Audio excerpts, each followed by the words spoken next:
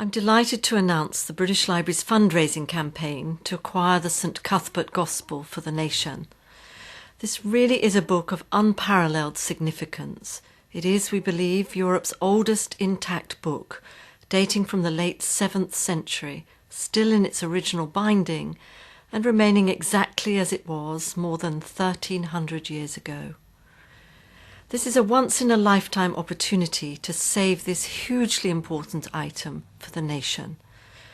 Once acquired, we'll not only be able to invest in its long-term preservation, but also, through digitisation, make it available online. Our campaign will seek to raise the full amount of £9 million from philanthropic sources, and we're delighted to announce that the National Heritage Memorial Fund has provided us with huge endorsement and support in the form of a grant for £4.5 million, for which we're extremely grateful.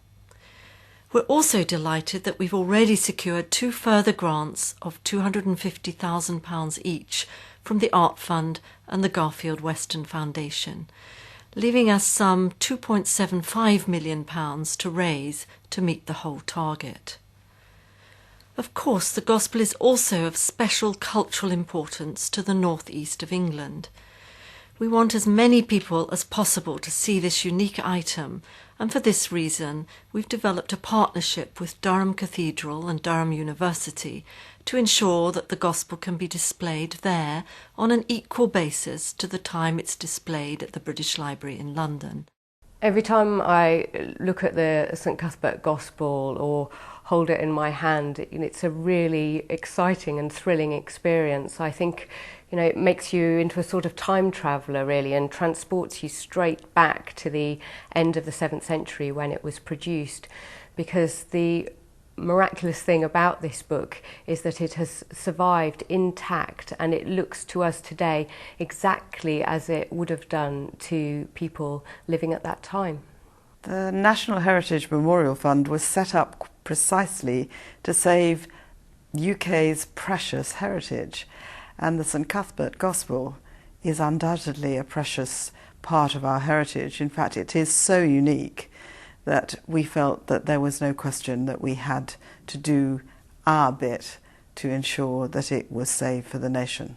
Well, as you can see, the Gospel has this beautifully decorated red leather binding with this very intricate raised leatherwork, which in itself is a remarkable survival for this period, the 7th century.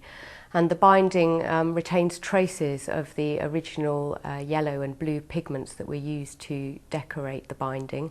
And we can also see the Anglo-Saxon interlace pattern that's been used for decoration, and in the centre we have this lovely raised motif which is derives from Eastern Mediterranean sorts of designs, and it's been suggested that this motif may be a tree of life, or may reflect the idea of I am the vine, you are the branches, which occurs in the Gospel of St John, which is the text in this book.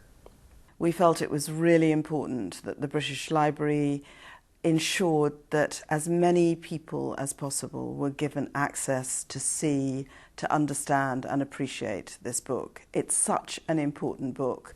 We hope that through digitising the Gospel we'll be able to put it on the web and to make this really wonderful book accessible to people right around the world all the time. Not only have that sort of global reach, but also allow people to, examine every page of the Gospel, to magnify details that they might be interested, and to really look in detail as well at this fantastic binding that is wonderfully preserved. So we're committed to putting all our effort into completing this fundraising task. We very much hope that our acquisition of this item will not only allow and enable the public to view the item on display, but also that it will enable scholars, researchers and the widest possible public to appreciate and study this treasure online across the world.